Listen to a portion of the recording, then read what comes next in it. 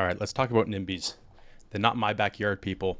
And the reason I want to bring this up is because I actually went to an open house today. I think this was the stage 2 planning of a 24 unit building, and they're actually technically townhouses, so it's not like a one big skyscraper, but it's townhouses going in on Joe St. Louis in Windsor, Ontario, so my backyard.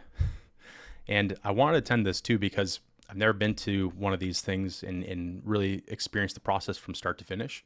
And I want to get my feet wet so I can do this more in the future. And anyways, from what I observed, and this is probably obvious to people because of the NIMBY comment at the start of the video, people weren't really thrilled with the idea of having a 24 units put in their backyard. And I don't necessarily blame them, but I saw how the crowd kind of reacted and how they didn't take the information in very, very well, and then that there was a need for patience and honest conversation and just re-explaining things many times over just to calm people's nerves, because there's a lot of misinformation out there too. I hate using really that word, but people had some misconceptions about the designs and the plans, and they had just heard from a friend of a friend that this was bad and that they should be opposed to it. At least that was the general consensus that I felt that I received when I talked to some of the people there.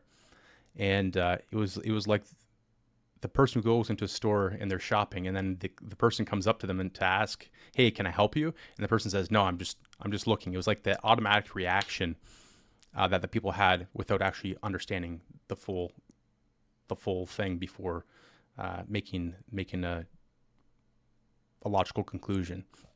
So, anyways, shout out to actually Mike Steele and Chris McLeod. I got to watch them talk to some people, and over the course of the conversation, maybe a 5-10 minute conversation, the tune of the people changed drastically. So they were a little hostile at first, but then once things were explained, some things were cleared up, they seemed a lot more.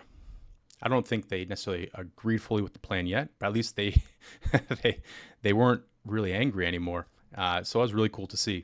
And yeah, there are some things that maybe people were concerned about, like more garbage, more trash, because there may be more traffic, people parking on the street, some privacy and noise complaints. Some people were concerned about the sewage and backing up the water systems. Mind you, actually, the sewage will improve because you have to have storm water and all this stuff slowly put back into the system. So you're actually having to improve the whole area in many facets, and actually will increase home sales and home prices. So that was another thing people were saying, oh, it's going to reduce our prices and it's going to make the neighborhood worse. But once you build these, they're beautiful. You should really see the renderings. They're beautiful, and then they become part of the community. People accept them and actually would blend in very well. And this isn't something too that's going to be completely low income housing. It's going to be nice business professionals, 2-bedroom units, but there will be one affordable unit for every 6 units there are. There's going to be one out of those that's affordable, and that's something, for instance, like the older people in the community could live in, and then their kids could live in the neighborhood too and take the family home. So there's many benefits to these, and once these people heard that, I think they started to kind of understand.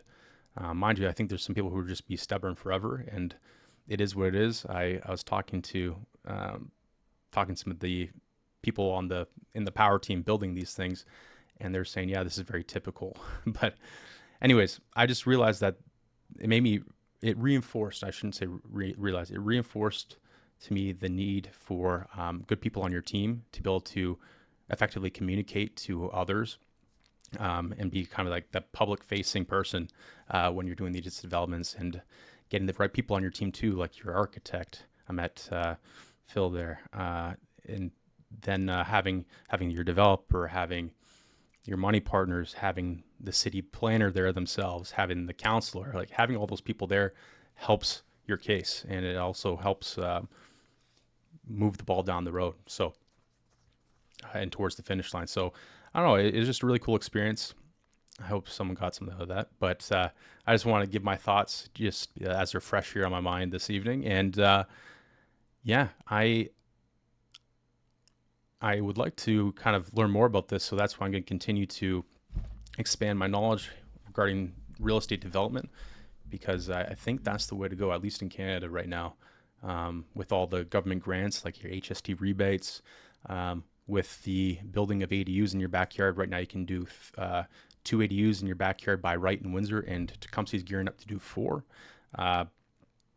So I think that's where the money is right now. It's not necessarily in flips in Windsor.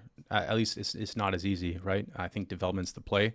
And if the government's incentivizing that and giving you great reimbursements and pushing that issue to build more housing, I think that's where you need to go. And honestly, I love my city too, so why wouldn't I want to do that? Anyways, that's all for now. A little bit of a ramble, but yeah, we'll talk soon.